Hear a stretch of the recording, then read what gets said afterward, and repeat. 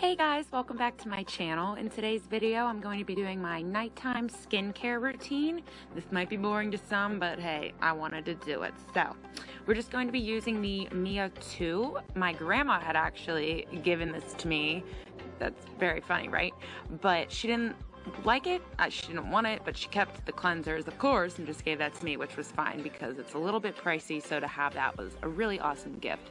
So first to get started, you just want to model some pretty fancy hairstyles, but I always throw my hair up whenever I do wash my face and stuff, so you can put a headband on to not get, the front of your hair wet, but I don't really care. So this is the fun bun that we're left with, and today I'm going to be using the Mia 2, like I said, by Clarisonic, I believe, and I just use Cetaphil, which is just a gentle cleanser.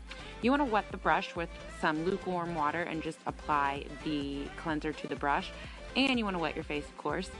And then you want to start, you want to turn it on, and what it does for you is it actually gives you intervals of certain time periods for each part of the face. So I do the forehead first, which is 20 seconds, and then 10 seconds for each cheek, and then 10 seconds for your nose, and then your chin.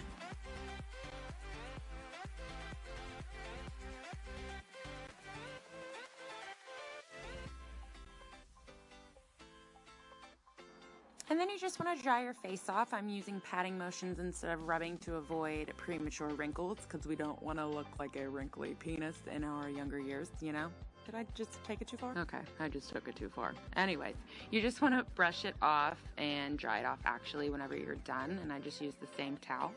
So then we're going to go in with some witch hazel, which is just the only toner that I've been using for years, and I apply it to a square cotton pad. I like these better than the cotton balls. Really? There's so much shit going on outside right now. But I'm just going to apply that to my face. I also apply it to my chest as well as my back. Ooh, I forgot to mention that you can find witch hazel like anywhere, any drugstore, any grocery store, anything like that. Next, I'm going to be going in with my moisturizer, and this is Clinique, their dramatically different moisturizing gel. It's very lightweight, but it does keep the face very moisturized, so I love using this stuff. I've been using this for years also, and if you're seeing a dot under my eyebrow because it's bothering me, that's a pimple. Fun. Then our second to last step is some eye cream. I only use this in the morning and then at nighttime. It's just to help prevent wrinkles. Like I said, we don't want to look like a penis. But it comes with a white cream and then an orange cream. And the white cream is what you use underneath your eye. I use my ring finger because it's the most delicate finger to place anything under the eye, which has very fragile skin. So I place that, and I really make sure to put it where crow's feet would form, where crow's feet would form. And then the orange gel I apply very delicately to my eyelids.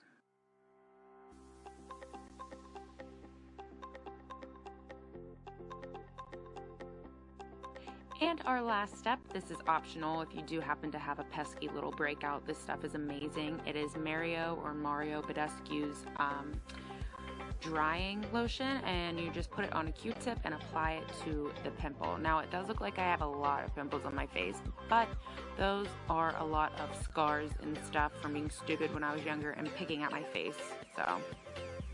And that is it. I hope you guys liked this little video. I thought it would be fun to make. So now I'm ready for bed. So see you guys in the next video. Bye. Mwah. Stay Bella.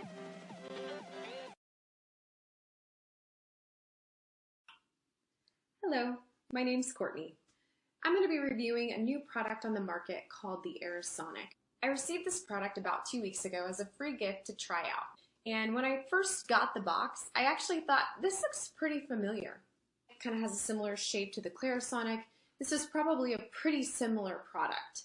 And in some ways that's true in the sense that it is a cleansing brush and it does have those capabilities that the Clarisonic shares in the sense of cleansing and also exfoliating, but there's several things about it that are a little bit different.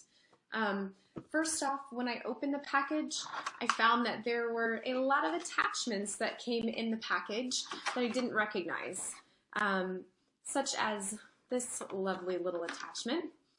It's kind of a sponge type material. It reminds me of, when you are putting on makeup, possibly like a liquid foundation with a sponge. It's pretty similar, possibly even softer than that type of material. And that is actually used for a serum or a lotion applicator. And I'll tell you a little bit more about that in a moment. Another unique piece was this little guy here, which looks kind of crazy. It took me a little while to figure out what that was for, but after reading the instructions, I realized this is actually a massager, as well as something that you can use in the toning process. And then we also have just general brushes. Similar to other products in the market, it is color-coded, and there's a key in your box that will kind of tell you which one is which. I found myself gravitating towards the one that I actually have on this brush, which I'm going to pull out here. And this one is the green one, which is for sensitive skin, like mine. And I was very pleased when I actually felt the brush that it is definitely softer than my clarisonic brush head. And if you're someone who has very sensitive skin like I do, this is a super important thing. I found myself with the clarisonic not being able to use it very often. It was actually a gift from someone when I first received it, and I really, really like the brush and enjoy it, but I've always kind of wished I could use it a little bit more often. But with my skin being so sensitive, it's a little bit difficult because it can sometimes kind of irritate my skin. So with this brush, it seems like I would be able to use it with more frequency. Also, this brush, another difference is just the way it goes on and off. So this particular one, I can just pull it off like that. With the clarisonic, I can pull it off, but it seems like it's a little bit more difficult than the erisonic. Another really big difference is the screen, the LED screen right here. So if you look at my clarisonic, there's no screen on it. If I want to start this baby up, I'm literally going to press the power button, and then I do have 3 different speeds, and I have a plus, so I actually have a body speed as well, and I can, when my brush is on, press go, and then kind of adjust the speed from there. With the erisonic, I can turn it on, and I can see all the speeds in which are available, as well as what speed I'm currently at.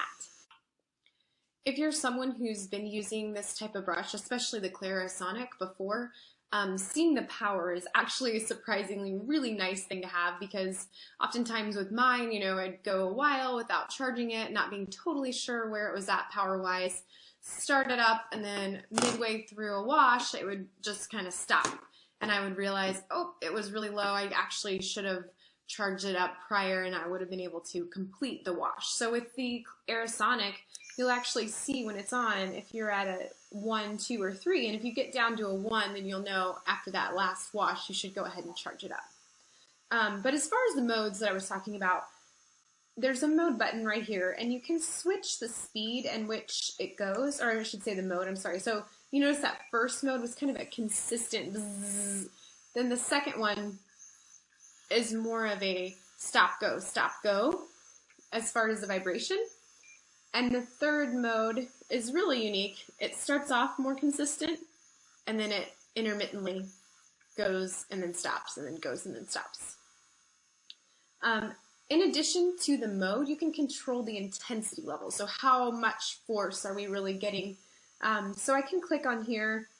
Right now I'm at a 1, but I can go a little more and all the way up to a 5. And when you're ready to turn it off, you just click the off button. So that's kind of the differences in a nutshell. But to get into a little more detail, as far as the main differences, I want to show you those other 2 brushes that were very unique. So this brush again here, this is kind of the more the massager. When reading the pamphlet, it also mentioned that you can use this when you're toning. So if you spray your toner all over and you want to kind of massage that into the skin. And once you've done that, if you're ready for your final step, usually like moisturizing, and you really want to get that moisturizer fully kind of, you know, rubbed in, you can use this spongy brush. And when you use this, essentially you can either apply the lotion directly on it, similar to how you would apply your cleanser directly onto this brush, or you can apply it to your skin and actually rub it in. So just like the other options that I was showing you earlier, you would press on, you can change the mode, you can change the intensity to fit what's comfortable for you, and then you can just rub this into your skin with the lotion on it and make sure that it's really, really going all the way in. Also, another thing that I didn't think about that I noticed when using it in this way, this is really nice if you're wanting to make sure that your lotion goes a long way, because you can use less and just kind of blend it in with the tool, and it's actually going to go a lot farther. So to recap, in the past I was a clarisonic user.